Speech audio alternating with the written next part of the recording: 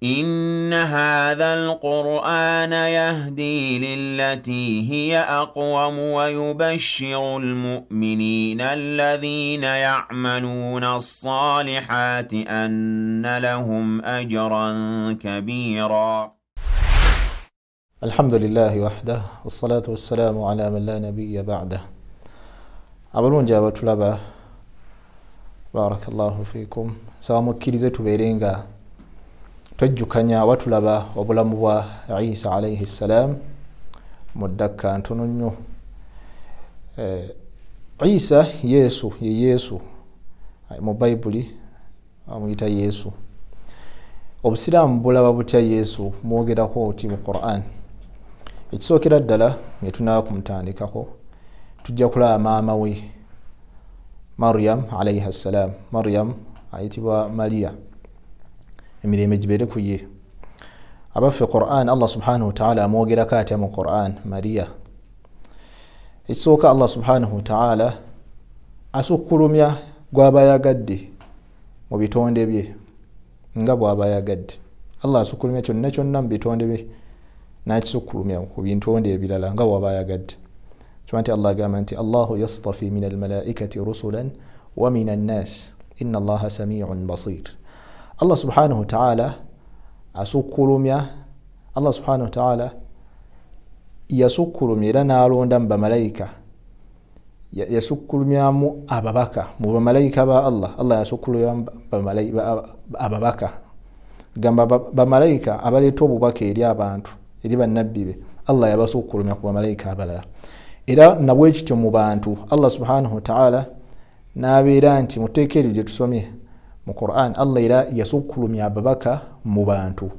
Allah n'abanga asukkulumya ababaka bonna mu bantu abasigadde, ababaka nga Nabbi Ibrahim, Nuh, Musa, Isa, futusiza ku Muhammad sallallahu alayhi wasallam.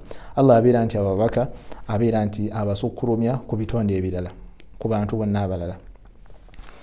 Era nabwe kityo Allah subhanahu wa ta'ala yabeera nti asukkulumya Maryam. Allah yabeera nti amusukkulumya ku bakyala bonna abasigadde. Allah subhanahu wa ta'ala yamusukkulumya n'amusoosowaza. Allah yagamba nti wa idh qalat almalaikatu ya Maryam inna Allaha astafaki wa tahharaki wastafaki ala nisa'i alalamin. Allah subhanahu wa ta'ala atunyumiza mu Quran nga atugamba nti jukira, agamba omubaka Muhammad naffe ffenna nga atugamba jukira bamalayika, jukira malayika ategeeza Jibril, jukira malayika we yagamba Maryam nti mazima ddala Allah subhanahu wa ta'ala yakusukkulumya n'akutukuza n'oba nga toyina mpisa yonna etali nnungi, n'akutukuza ku bakyala bonna abasigadde. Allah subhanahu wa ta'ala abeera nti asukkulumya Maryam alayha salam. Era Allah subhanahu wa ta'ala yagamba nti inna Allaha astafa Adama wa Nuhan wa ala Ibrahima wa ala Imran ala alalamin. Mazima ddala Allah subhanahu wa ta'ala yabeera nti asukkulumya n'alondamu Adam, Nabbi Adam tumumanyi ffenna Allah bwe yasooka okutonda era ffenna tuva mu Adam. Allah amusukkulumya era n'amulondamu wa Nuhan ne Nuhu, Nuwa tumumanyi bulungi yalina eryato. Allah yamusukkulumya n'amulondamu.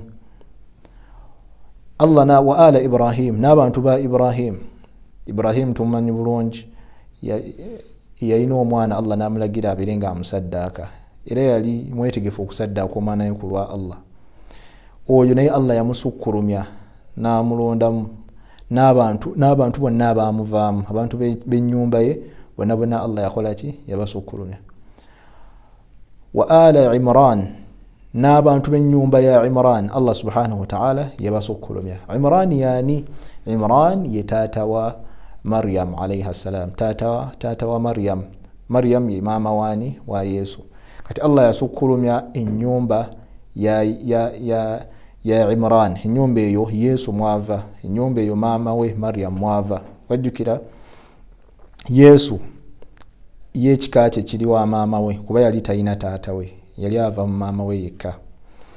Kati Allah subhanahu wa ta'ala yasukkulumya ennyumba eyo mwe yava, amaka ago Allah subhanahu wa ta'ala yabeera nti ennyumba eyo agisukkulumya.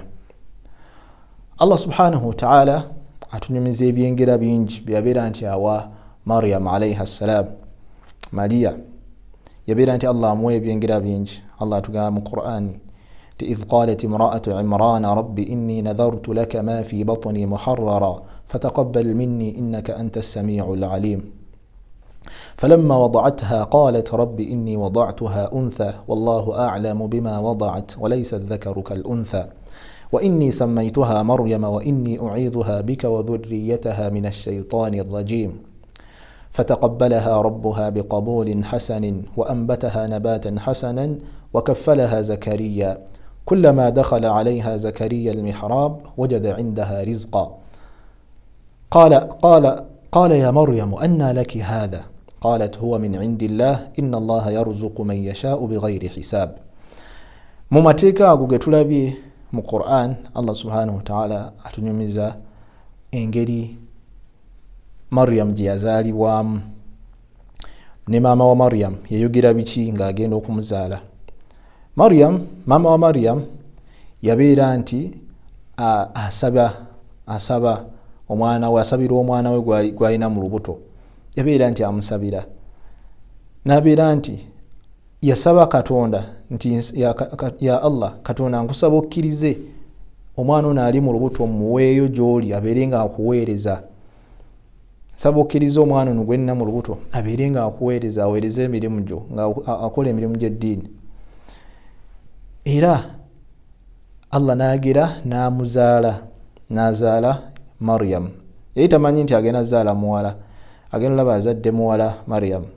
Bambi we yamuzaala n'afunamu okuba nti agamba nti nzadde muwala naye ate omuwala talinga mulenzi, kuba yali asuubira kuzaala mulenzi nti omulenzi abeera n'amaanyi mangi naki kugamba okubeera nti emirimu gy'agenda okukola egy'eddiini ajja kuba wa amaanyi okuweereza Katonda.